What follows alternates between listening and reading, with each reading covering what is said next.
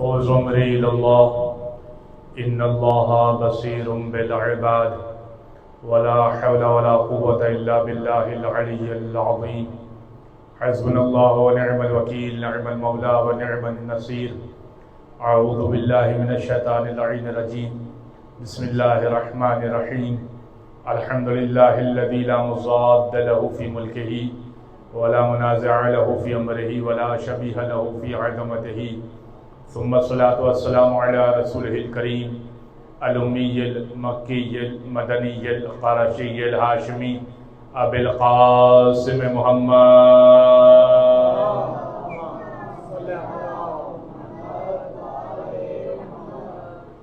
وعلى أهل بيته الطيبين الطاهرين واللعنة الدائمة على أعدائهم أجمعين من يوم ظلمهم وعداوتهم إلى قيام يوم الدين.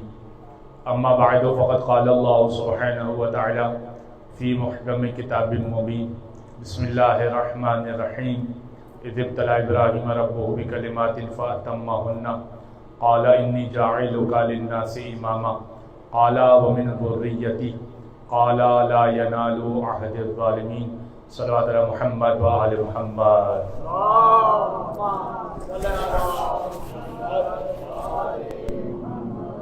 عزیزان محترم، اس بابرکت مجلس اعزا کے لیے، عشرہ چہلوں کے لیے میں نے جس عنوان کو منتخب کیا ہے اور آپ حضرات کی سماعت کے لیے جس عنوان کو مرتب کیا ہے وہ عنوان ہے قرآن اور امامت.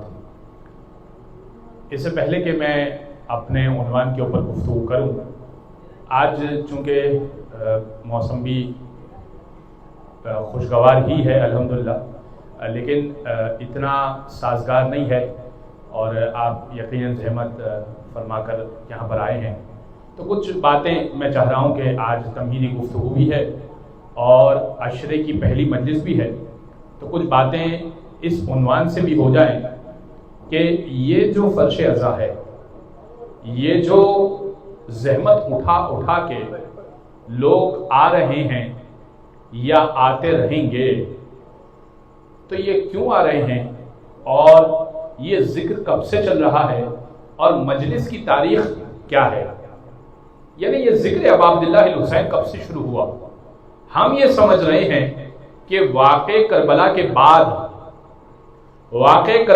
بعد ذکر حسین شروع ہوا، ایسا ہی ہے نا. بعض بچوں کے ذہن میں بھی ہوگا کہ امام حسین کی شہادت ہوئی، واقع کربلا ہوا، اس کے بعد مجلس کا سلسلہ شروع ہوا. ہو سکتا ہے کہ کسی کے ذہن میں یہ ہو، لیکن چونکہ ابھی میں نے پھر عرض کیا کہ ابتداً تو میں عنوان پہ نہیں آؤں گا، آج صرف فرش عزا کے عنوان پہ گفتگو کروں گا اور شاید کچھ عنوان پہ گفتگو کر سکوں. تو یہ ذکر حسین کب سے ہے، اس کے اوپر آج تھوڑی سی گفتگو سن لیجیے گا. قرآن نے کہا فَتَلَقَّى آدم من ربہ بکلمات فَتَابَ عَلَيْهِ إِنَّهُ هُوَ التَّوَّابُ الرَّحِيمُ. ہم نے حضرت آدم کو کچھ کلمات تعلیم دیے، تلقین کیے، من ربہ بکلمات، کہ رب کی جانب سے کچھ کلمات، کچھ ورڈز، کچھ باتیں تعلیم دی گئی، اور فتاب علیہ، تو حضرت آدم نے اس کو یاد کر لیا، یعنی سیکھ لیا، اللہ نے تلقین کر دی اور اللہ نے سکھا دی ہے. فتاب علیہ، تو ان کلمات کے ذریعے سے، ان لفظوں کی وجہ سے حضرت آدم کی توبہ کو قبول کر لیا اللہ نے. تو کچھ نام ایسے تھے، تو وہ کیا نام تھے؟ اچھا، اب اس نام کو سمجھانے کے لیے کچھ ذرا سی بات میں آپ کی خدمت پیش کروں گا. دیکھیے عزیزان گرامی، یہ کانسیپٹ بھی بیٹھا ہوا ہے بعض مسلمانوں کے ذہنوں میں کہ حضرت آدم سے خطا ہوئی، سمجھانے کے لیے عرض کر رہا ہوں کہ حضرت آدم سے خطا ہوئی اور جنت سے نکالے گئے، تو جب وہ یہ ثابت کر دیتے ہیں نا کہ آدم سے خطا ہوئی، تو جسارت پڑھ کے محمد مصطفیٰ تک پہنچ جاتی ہے.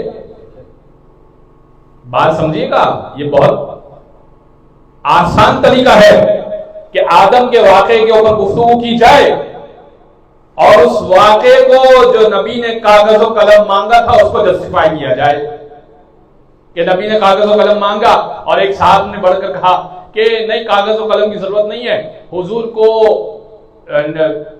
بخار چڑھ گیا ہے اور کچھ بھی بول رہے ہیں.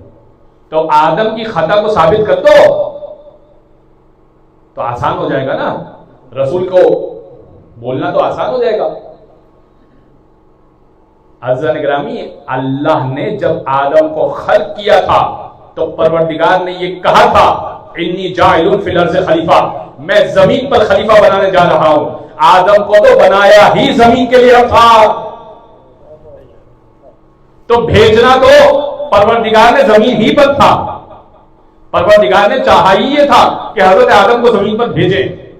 وہ تو کچھ دورانیہ تھا کہ جنت میں گئے اور اس درخت کے قریب گئے, اور یہ جو لفظ اللہ نے استعمال کیا کہ وَلَا تَقْرَبَ هَٰذِهِ الشَّجَرَةَ, اس شجرے کے قریب نہ جانا, فَتَكُونَ مِنَ الظَّالِمِينَ, تو ظالمین میں سے ہو جائیں گے. تو آپ کی لغت میں ظلم یہ ہے کہ کسی کو قتل کر دیا جائے تو ظلم ہے, چوری کر دیا جائے تو ظلم ہے, کسی کے ساتھ بدتمیزی کر دی جائے تو ظلم ہے, گالی دی جائے تو ظلم ہے. یہ ظلم اور ہے آدم, اب میں آپ کو سمجھاؤں گا ظلم, یہ ظلم جو آپ سمجھتے ہیں اور اللہ نے جو ظلم سمجھایا وہ کیا ظلم ہے. دیکھیے, ظلم کا لفظی مطلب یہ ہے وضع الشیء فی غیر محلہ. کیا مطلب؟ یہ امامہ سر پہ رکھنا چاہیے تھا, لیکن اگر میں اتار کر اسے زینے میں رکھ دوں تو جگہ اس کی سر تھی لیکن میں نے یہاں نہ رکھا.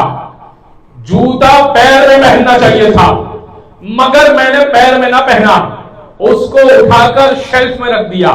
اور امامہ سر پہ پہننا چاہیے تھا, اس کو اٹھا کر نیچے کے شیلف میں رکھ دیا. جوتے کو اوپر کے شیلف میں رکھا اور امامے کو نیچے کے شیلف میں رکھا. اللہ کہہ رہا ہے یہ ظلم ہے, سمجھیے, اللہ کہہ رہا ہے یہ ظلم ہے.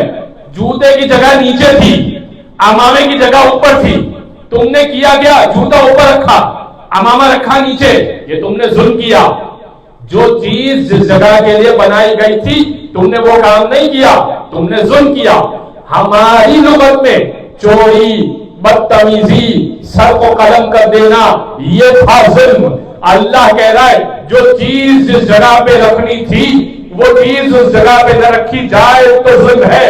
اب حضرت آدم سے کہا تھا آدم جنت میں اس درخت کے قریب نہ جانا, درخت کے قریب چلے گئے, اللہ چاہتا تھا کہ نہ جائیں, چلے گئے, یہ ظلم ہو گیا.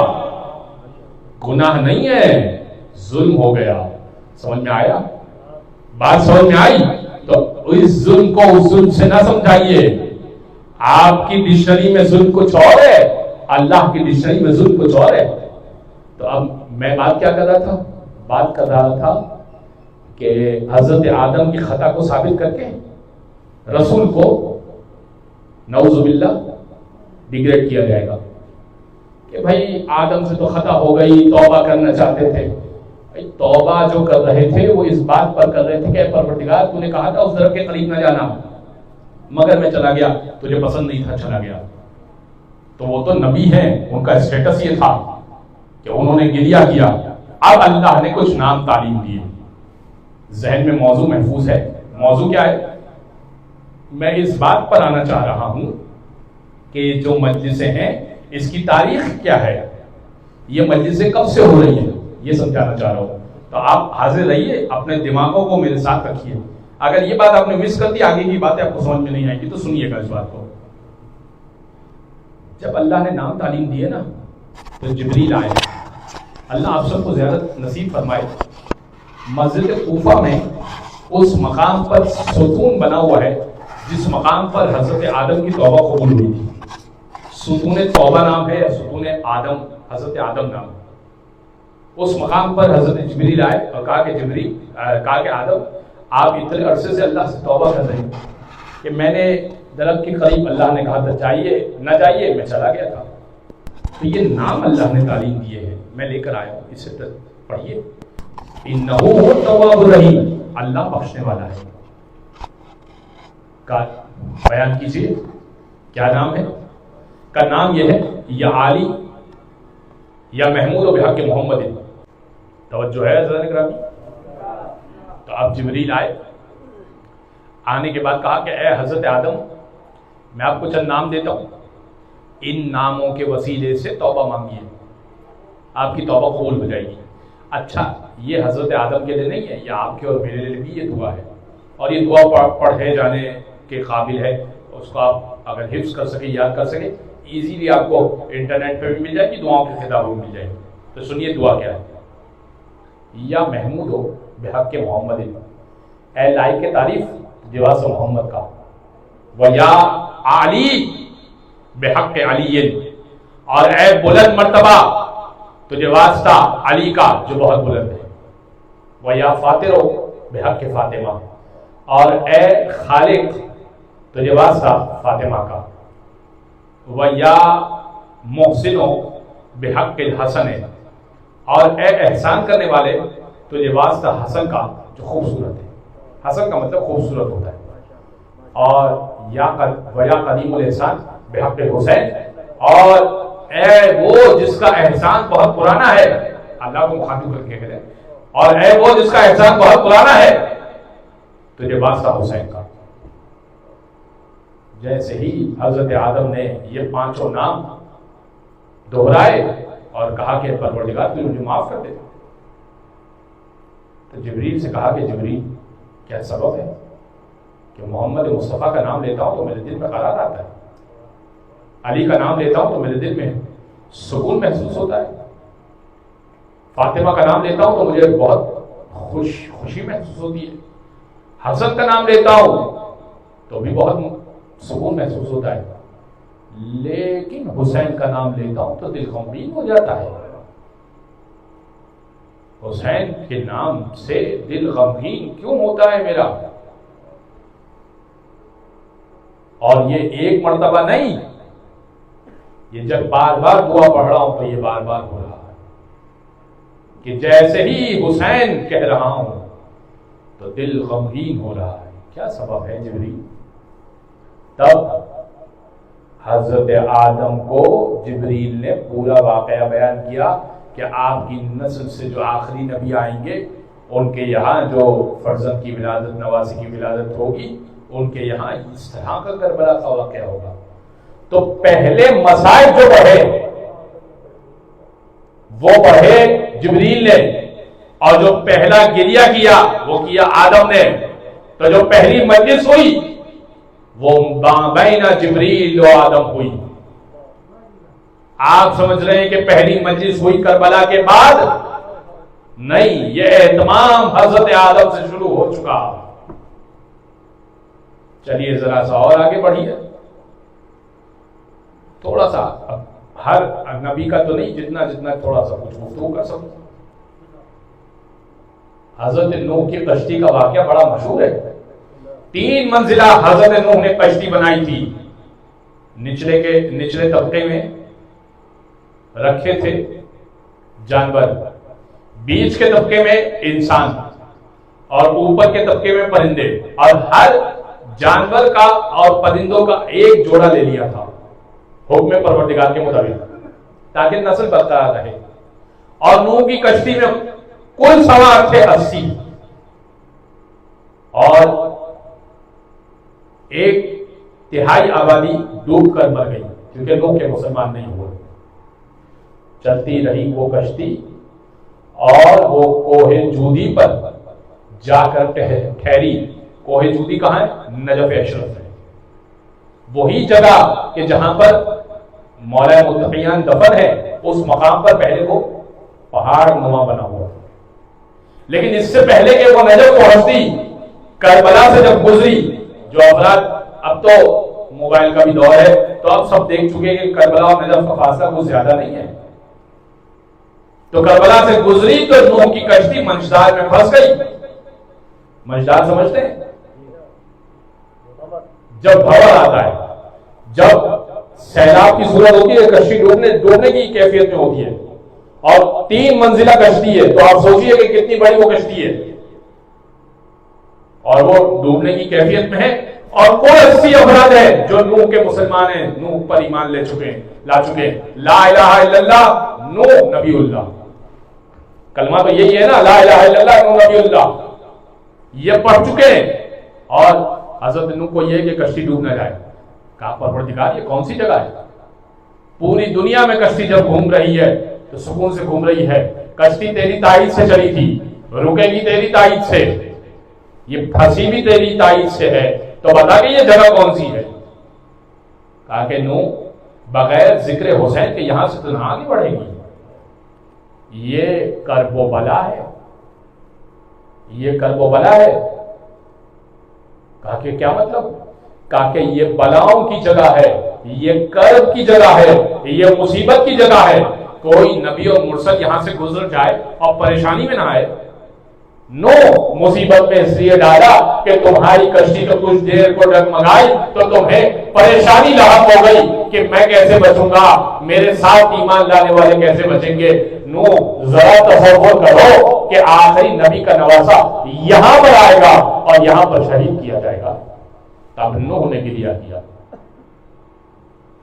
تو اب کشتی میں ذکر حسین ہوا۔ یہ ہوئی دوسری بڑی مجلس۔ پہلی مجلس جو ہوئی وہ 2 افراد کے درمیان ہوئی، دوسری بڑی مجلس ہوئی 80 افراد کے درمیان۔ آئیے ایک اور مجلس سناؤں میں آپ کو۔ ایک اور مجلس ہوئی، حضرت موسیٰ فرعون کو غرق کر کے فلسطین کی طرف جا رہے تھے، حضرت شعیب کی بیٹیوں سے شادی کر کے فلسطین کی طرف جا رہے تھے۔ واقعہ قصص سورہ قصص میں مذکور ہے، اس کو پڑھ لیجیے گا۔ اور حضرت موسیٰ کو کربلا سے گزرتے ہوئے ٹھوکر لگی، اور ایسی ٹھوکر لگی کہ خون نکلا۔ جب خون نکلا تو پروردگار سے کہا کہ پروردگار یہ کون سی جگہ ہے؟ میں تیرے دشمن کو غلب کر کے جا رہا ہوں، فاتح ہو کر جا رہا ہوں، لیکن یہ کون سی جگہ ہے کہ مجھے ٹھوکر لگی، میں گرا، میرے گھٹنے سے خون نکلا، یہ کون سی جگہ ہے؟ کہا موسیٰ ھذا کرب و بلا ہے، یہ کرب اور بلا کی جگہ ہے۔ موسیٰ آخری نبی کا نواسا آئے گا، تمہیں تو ذرا سا خون نکلا تو پریشان ہو گئے، مگر آخری نبی کے نواسے کو اس طرح سے شریک کیا جائے گا۔ تو حضرت موسیٰ نے بھی گریہ کیا۔ ختمی مرتبت کے یہاں جب پیدائش ہوئی اور گہوارے میں حسین ابن علی موجود ہے۔ اب میں نے بہت ساری باتوں کو چھوڑ دیا، میں آج آپ کا وقت زیادہ نہیں لوں گا، اس لیے کہ میں نے اب سرچ کیا نا کہ آپ بڑی مشکلوں سے آئے، لیکن سنیے گا اس بات کو، یہ بڑی اہم بات ہے۔ اس کے بعد مجھے نتیجہ بھی تو دینا ہے نا اس بات کا۔ تو ختمی مرتبت کو جبریل نے بتایا تو گریہ کیا۔ شہزادی نے سوال کیا کہ آپ گریہ کیوں کرتے ہیں؟ شہزادی کو بتایا کہ اس طرح سے بھوکا اور پیاسا آپ کے بچوں کو ذبح کیا جائے گا۔ یہ بھی سیدہ کو بتایا۔ کہا بابا آپ ہوں گے؟ کہا نہیں۔ کالی ہوں گے؟ کہا نہیں۔ کہا میں ہوں گی؟ کہا نہیں۔ کہا حسین ہوں گے؟ کہا حسن ہوں گے؟ کہا نہیں۔ کہا میرے بچے کے لیے ساتھ کون تھا؟ کہا ساتھ دینے والے ہوں گے، کچھ لوگ ہوں گے ساتھ دیں گے۔ کہا آپ کیا دیں گے؟ کہا میں شفیع المذنبین ہوں، شفاعت کروں گا جو اس پر روئے گا۔ تو اب نتیجہ سنیے نا، آپ کو میں نتیجہ دے رہا ہوں، بڑی زحمتیں اٹھا کر آئے نا، راستے کا پانی دیکھ کر آئے، اور ابھی بھی خوف ہے کہ کہیں تیز بارش ہو جائے تو پریشانی کا سامنا نہ کرنا پڑے۔ تو اب سنیے کہ اس کا اجر کیا ملے گا۔ کہا بابا آپ ہوں گے نہیں، اس پہ گریہ کرے گا، ملے گا کیا؟ آپ دیں گے کیا میرے بچے کے پر گریہ کرنے والوں کو؟ کہا میں شفیع المذنبین ہوں، شافع محشر ہوں، میں شفاعت بھی دوں گا، گناہ گاروں کی شفاعت کروا دوں گا، اور محشر میں کھڑا ہو کر شفاعت کرواؤں گا۔ علی اس وقت داخل ہوئے اس حجرے میں۔ کہا یا علی، رسول مکرم یہ فرما رہے آپ کے پاس میرے بچے پر گریہ کرنے والوں کے لیے کچھ ہے؟ میرے بچے پر گریہ کرنے والوں کے لیے آپ کے پاس کچھ ہے؟ کہا بالکل ہے۔ کہا میں ساقی روز جزا ہوں، میں روز جزا پانی پلاؤں گا نا لوگوں کو، حوض کوثر میرے حوالے ہوگا، تو جو میرے حسین پر یہ دیا کرے گا حوض کوثر کی ضمانت میں لیتا ہوں۔ حسن بھی داخل ہوئے تھے علی کے ساتھ، مسجد سے آ رہے تھے، کہا بیٹا حسن آپ کیا دیں گے میرے اس، ابھی تو حسن چھوٹے ہیں نا، بڑے بھائی ہیں، حسن چھوٹے ہیں، 1 سال ہی تو بڑے چھوٹے سے ہیں، لیکن یاد رکھیے امامت کا بچپنا بھی امامت میں پورا ہوتا ہے۔ واقعات سناؤں گا انشاءاللہ، ابھی سنیے تمہیدی گفتگو ہے۔ تو کہا بیٹا حسن آپ کیا دیں گے؟ کہا نانا نے مجھے سند دی ہے کہ میں سیدہ شباب اہل جنہ ہوں، جنت کے جوانوں کا سردار ہوں، تو جو شفاعت اور حوض کوثر پی کر جنت میں پہنچے گا، جنت کے جوانوں کی سرداری میرے ہاتھ میں ہے، جوان بھی رہے گا، سرداروں میں سے بھی ہوگا، سرداری تو میرے ہاتھ میں ہے لیکن ساتھ میرے ہوگا، کیونکہ حسین پہ گریا کر رہا ہوگا۔ جنت کی ضمانت میں لے رہا ہوں، جنت کی ضمانت میرے حوالے، شفاعت رسول دیں گے آپ کو، حوض کوثر علی دیں گے، جنت امام حسن نے لے لی۔ تو اب سیدہ سے تینوں نے سوال کیا اے فاطمہ تو پھر آپ کیا دیں گی؟ خدا کی قسم آپ اور میں ناز کریں۔ بیوی نے فرمایا کہ میں وہ ہوں کہ جس کے سبب سے اللہ نے انبیاء کی نبوت کو کامل نہیں کیا۔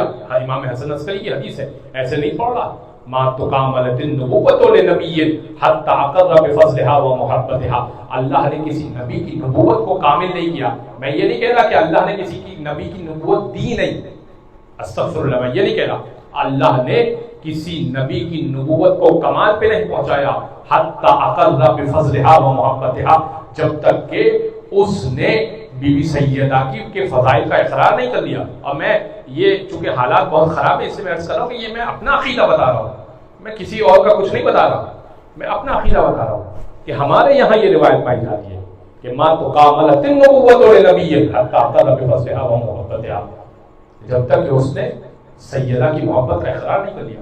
کہا بی بی آپ کیا دیں گی؟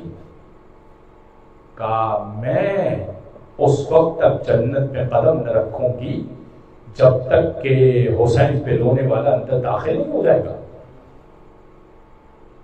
سب سے آخر میں جنت میں جاؤں گی، پہلے حسین پہ رونے والے اندر جائیں گے۔ یہ ہے مجلس کی مختصر سی تاریخ، میں نے طولانی تاریخ تو نہیں پڑھی، آپ کی خدمت میں کبھی علم کی تاریخ پڑھوں گا، لیکن عزیزان گرامی یہ جو زحمتیں اٹھا کر آپ آ رہے ہیں، اور پھر اور بھی آگے جب ورس کنڈیشن ہو جاتی ہے آپ کے علاقے میں، یعنی جب برف باری ہوتی ہے، جب بہت فرش ازاں کو نہ چھوڑیے گا، یہ جو آن لائن مجلسوں کا سسٹم آ گیا یہ بزرگوں، بوڑھوں، بیماروں کے لیے ہے، کبھی مجلس مس ہو جائے تو سن لیجئے، برکتیں اور فیض یہاں سے نہیں مل سکیں گی آن لائن مجلسوں سے۔ لائیو مجلس سن لی، ریکارڈڈ مجلس سن لی، یہ تو فقط ان لوگوں کے لیے کہ جن کی مجلس مس ہو گئی، کوئی دور بیٹھا ہے سننا چاہ رہا ہے کہ اس جگہ پہ مجلس ہوئی تھی، کیا بیان کیا گیا تھا، چلو بھائی سن لیا۔ حتی الامکان ممکن ہے کسی صورت فرش ازاں قضا نہ ہو، نماز قضا نہ ہو، اس لیے کہ نہ سید سجاد نے عزاداری کو چھوڑا، نہ سید سجاد نے نمازوں کو چھوڑا، ان دونوں چیزوں کو سید سجاد نے نہیں چھوڑا۔ تو موالی سید سجاد بھی ان دو چیزوں کو نہ چھوڑے، نمازیں ایسی پڑھے کہ پہچانا جائے کہ مولا کا چاہنے والا ہے، اور عزاداری ایسی کرے کہ پتہ چل جائے کہ مولا کا محب ہے، مولا کا چاہنے والا ہے۔ یہ سمجھ میں آ رہی ہے باتیں؟ گرا تو نہیں گزر رہی آپ پر؟ مشکل تو نہیں کہہ رہا میں باتیں؟ حاضرین گرامی، بس میں نے اپنی بات کو تمام کر لیا۔ قرآن اور امامت میرا موضوع تھا، لیکن میں نے آج اس کے اوپر کچھ گفتگو کی، 2 جملے سن لیجئے اور پھر میں منزل مسائل پر آ جاؤں گا۔ میں 10 بجے شروع کیا تھا اور مجھے 10:40 پہ تمام کرنے کا کہا گیا۔ میں نے آپ کی خدمت میں جو آیت پڑھی اتنی مشہور آیت ہے کہ اس پہ بہت سارے علماء بہت طرح سے گفتگو کر چکے، لیکن میں آپ کی خدمت میں کسی اور نقطے سے عرض کروں گا. ہمارا عنوان اس طرح سے چلے گا کہ قرآن نے کہاں کہاں امامت کا تذکرہ کیا. ایک یہ پہلو ڈسکس کروں گا، دوسرا یہ پہلو ڈسکس کروں گا کہ جہاں جہاں امامت، جہاں جہاں کوئی پھنسا اور امامت کے پاس آیا تو امام نے قرآن ہی سے جواب دیا، اس لیے کہ پروردگار کے بعد جب پروردگار کے بعد ختمی مرتبت نے جو دو چیزیں چھوڑی تھی وہ فرمایا تھا کہ انی تاریخوں فیکم الثقلین، دو چیزیں چھوڑے جا رہا ہوں، کتاب اللہ و عطرتی، اللہ کی کتاب چھوڑ رہا ہوں اور عطرت چھوڑ رہا ہوں. ما ان تمسکتم بہما لن تضلوا بعدی ابدا، ان دونوں سے اگر متمسک رہو گے تو گمراہ نہیں ہوگے. کچھ نے کتاب کو لیا، اہل بیت کو چھوڑ دیا، کچھ نے اہل بیت کو تو لیا، قرآن نہیں پڑھ رہے. عزیزان من، قرآن کو پڑھیے، اپنی عادت ڈالیے، تھوڑے سا پڑھیے لیکن پڑھیے. تو دو چیزیں چھوڑے. میں نے آپ کی خدمت میں سورہ بقرہ کی آیت نمبر 124 پڑھی ہے. اذ ابتلى ابراہیم ربہ بکلمات فاتمہن. حبیب اس وقت کو یاد کیجیے جب ہم نے ابراہیم کو مبتلا با امتحانات کیا. قال انی جاعلک للناس اماما، اور اللہ نے حضرت ابراہیم سے کہا جب امتحانات میں مبتلا کیا، ابراہیم نے امتحانات کو 100% کامیابی سے ادا کر دیا. قال انی جاعلک للناس اماما، اللہ نے کہا اے ابراہیم ہم آپ کو انسانیت کے لیے امام بناتے ہیں. قال ومن ذریتی، میری ذریت کے بارے میں تیرا کیا خیال ہے؟ قال لا ینال عہد الظالمین، میرا یہ عہدہ ظالمین تک نہیں پہنچتا. تو اب سمجھ لیجئے، میں پوری آیت میں کل سے ڈسکشن کروں گا، آج ایک بات پیش کر رہا ہوں. وہ کیا بات ہے؟ امامت ہے خدائی عہدہ، ہے نا. عہدی، اللہ نے کیا کہا؟ میرا یہ عہدہ. عہدی قرآن کا لفظ ہے نا، اپنے پاس سے پیش نہیں کر رہا. جب حضرت ابراہیم نے کہا کہ قال ومن ذریتی، میری ذریت کے بارے میں تیرا کیا خیال ہے کہ ذریت میں امامت کو رکھے گا یا نہیں؟ فرمایا لا ینال عہد الظالمین، میرا یہ عہدہ ظالمین تک نہیں پہنچے گا. ٹھیک ہے، تو عہدی میرا عہدہ، تو اس کا مطلب یہ ہوا کہ امامت، سنیے گا، امامت نہ ووٹنگ سے ملے گی، نہ نومینیشن سے ملے گی، نہ وصیت سے ملے گی. میں بہت کچھ کہہ گیا. نہ امامت ووٹنگ سے ملے گی، نہ امامت نومینیشن سے ملے گی. منتخب کر لیا تو امامت، ووٹ دے دیا تو امامت، وصیت کر دی تو امامت. نہ ان تین طریقوں سے امامت نہیں ملتی. امامت ہے خدائی عہدہ. اللہ چاہے گا تو امام بنے گا، اللہ نہیں چاہے گا تم منتخب کر بھی لو، امام نہیں ہے.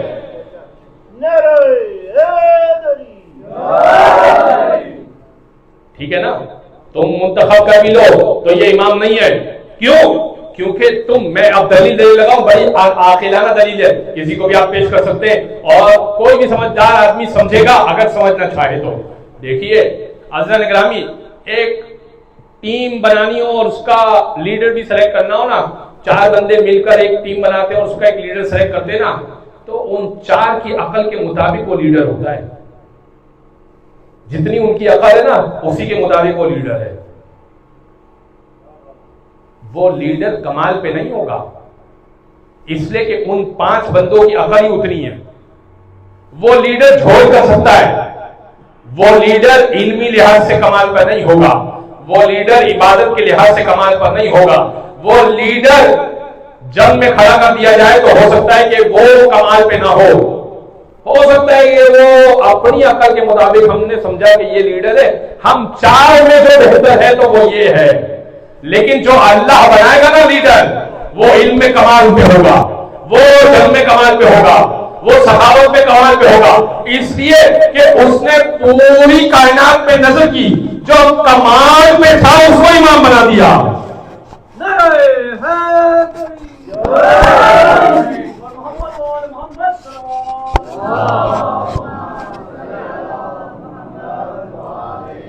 اس لیے امامت ہے اللہ کا عہدہ. بعض لوگ کہتے ہیں امام میں حسن اور امام حسین جب 2 بیٹے امام تھے تو تیسرا بیٹا امام کیوں نہیں تھا؟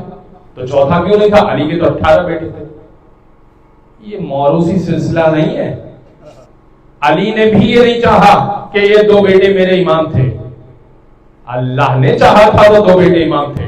اللہ چاہتا تو تیسرا ہوتا، اللہ چاہتا تو ایک ہی ہوتا، اللہ نہیں چاہتا تو دونوں بیٹے امام نہ ہوتے۔ یہ اللہ کا عہدہ ہے۔ اچھا تو کوئی کہہ دے کہ امام زین العابدین کے بیٹے زید امام ہوں گے، آپ کے کہنے چاہنے سے نہیں ہوگا۔ یا جعفر صادق کے بیٹے اسماعیل امام ہوں گے، آپ کے پسند سے امام نہیں بنے گا، امام اللہ بنائے گا۔ کیسے بنائے گا؟ انشاءاللہ کل گفتگو کروں گا۔ تو ہے امامت قرآن کے مطابق امام بنے گا، اللہ کے مطابق امام بنے گا۔ اور یہ سلسلہ، ایک اور بات، بس آخری بات اور میں مسئلے مسائل پر آ جاؤں گا۔ یہ امامت رسالت کے بعد نہیں ہے، رسالت سے پہلے بھی ہے۔ حضرت ابراہیم کی آیت گواہی دے رہی ہے، یعنی کچھ انبیاء کو اللہ نے اتنا کمال پہ پایا کہ ان کو امامت کے لائق سمجھا۔ تو کوئی تو بات ہے نا کہ امامت کوئی خاص عہدہ ہے کہ کچھ انبیاء کو دی، اسی لیے آپ خاتم النبیین کو امام المرسلین بھی کہتے ہیں۔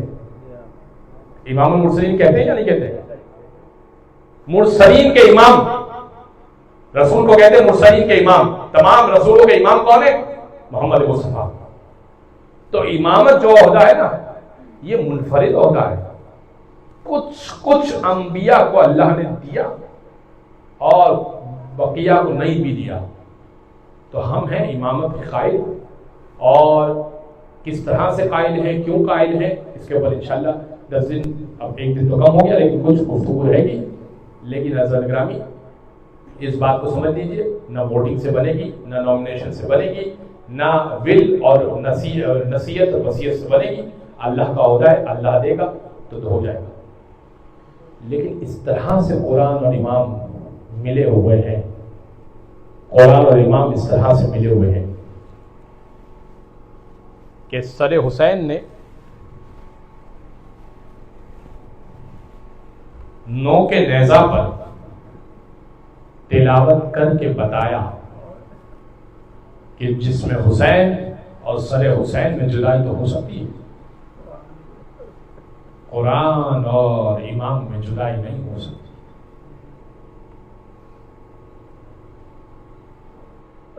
بازار کوفہ کا ایک منظر آپ کی خدمت میں پیش کرنا مقصود ہے۔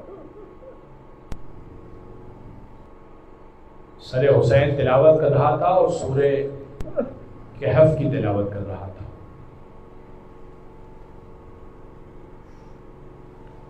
ام حسبتم ان اصحاب الکہف والرقیم کانوا من آیاتنا عجبا۔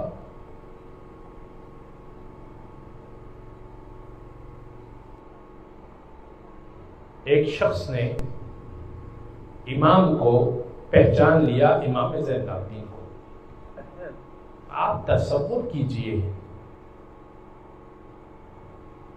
کتنا گراں ہے، کتنا مشکل ہے، کتنا سخت ہے امام کے لیے کہ ان کا کلمہ پڑھتے ہو اور وہ کسی شہر میں آئے اور مجمع لگا ہوا ہو اور ہم اس مجمع میں چلے جائیں اور ہاتھ بندھے ہوئے ہوں، گلے میں توق ہو، پاؤں میں بیڑیاں ہو، ہتھکڑیاں ہو، زنجیر میں گھرا ہوا ہو، کوڑے مارے جا رہے ہوں، اب فوراً میں دیکھوں تو میرا یہ امام ہو، میں قریب جاؤں، مولا سے کہوں مولا میں نے آپ کو پہچان لیا، مولا پہ کیا ستم ہوگا، کیا مشکل ہوگی۔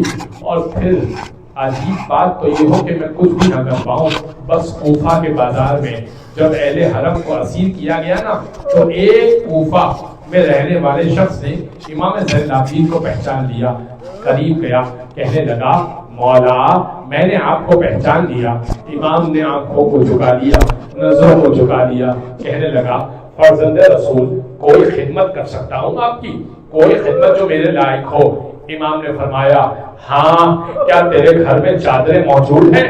کہا ہاں میرے گھر میں چادریں موجود ہیں۔ کہا میری پھوپھیوں کو چادریں لا کر دے سکتا ہے؟ اچھا، برابر میں اونٹ تھا، اونٹ کے اوپر بے کجاوا ہوں، جس کے اوپر کوئی محمل نہیں ہے، کوئی اماری نہیں ہے، بس پشت ننگی ہے، اور جناب زینب و ام کلثوم اور رباب و رقیہ بیٹھی ہوئی ہیں، اور بے مقرہ و چادر بیٹھی ہوئی ہیں، بال ان کے چہرے پر گرے ہوئے ہیں۔ ایک مرتبہ امام سے کہنے لگا ہاں میں چادر کا انتظام کرتا ہوں، بازار لگا ہوا ہے، مجمع لگا ہوا ہے۔ فوراً اپنے گھر میں گیا، گھر میں جا کر کہتا ہے تمہیں شرم نہیں آتی؟ علی کی بیٹیاں، فاطمہ کی بیٹیاں بے مقلا و چادر بازار میں، تم نے اپنے بندوں کو رکھایا، ذرا چادریں تو دے دو۔ بس اس کی ماں بہنوں نے چادریں دی، مولا کو چادر اس نے دی، مولا نے اپنی بھوپیوں کو چادر دی، اپنی ماں کو چادر دی۔ بس جیسے ہی چادر دی، ایک تازیانہ شمر کی طرف سے لگا سید سجاد کو، اور فوراً نو کے نیزہ آگے بڑھا، چادریں کھینچ لی گئی۔ وہ آیا آگے بڑھ کے کہنے لگا اے سید سجاد کوئی اور حکم ہے میرے لائے؟ مولا یہ چادریں تو کھینچ لی گئی، مولا یہ آپ کی بے پردگی، آپ کی اسیری پر خوش ہیں، آپ کے اہل حرم کی بے پردگی پر خوش ہیں، مولا کوئی خدمت کر سکتا ہوں؟ امام نے فرمایا تیرے پاس کچھ درہم و دینار ہیں؟ اس نے کہا مولا میرے پاس کچھ درہم و دینار ہیں۔ کچھ جیب میں ہاتھ ڈالا، ہاتھ سے نکال کے دکھایا امام کو، چند درہم و دینار ہیں۔ امام نے فرمایا تو نیزہ بردار کو دے سکتا ہے؟ اس سے کہہ سکتا ہے تھوڑا سا آگے نیزہ لے کر چلا جائے۔ کون سا نیزہ؟ کون سا نیزہ؟ کہا وہ نیزہ جس پر امام حسین کو اس نے بلند کر کے رکھا ہوا ہے۔ کہا اس نیزہ بردار کو کچھ رقم دے دے، وہ نیزہ تھوڑا سا آگے لے جائے، اور اس سے کہہ دے کہ بس تھوڑا سا آگے لے جا، یہ رقم مجھ سے قبول کر لے۔ کہا مولا اس سے فائدہ آپ کو کیا ہوگا؟ امام فرمانے لگے ارے دیکھ نہیں رہا میرا باپ تلاوت کر رہا ہے، لوگ سر اٹھا کر اس معجزے کو دیکھ رہے، لیکن دیکھنے کے ساتھ برابر میں جو اونٹ ہے نا، اس اونٹ پہ میری پھوپھیاں سر ننگے بیٹھی ہوئی ہے۔ جیسے ہی چہرے پہ نگاہ پڑتی ہے امام حسین کے، برابر میں فوراً جناب زینب کو دیکھتے ہی لوگ، اگر یہ نیزہ آگے بڑھ جائے لوگوں کی نگاہیں آگے بڑھ جائیں گی، میری پھوپھیوں کا پردہ کچھ دیر کو بچ جائے گا۔ ہائے غربت سید سجاد، ہائے غربت جناب زینب کبریٰ، الا ولعنۃ اللہ علی القوم الظالمین، وسيعلم الذين ظلموا ايام القلب ينقلبون۔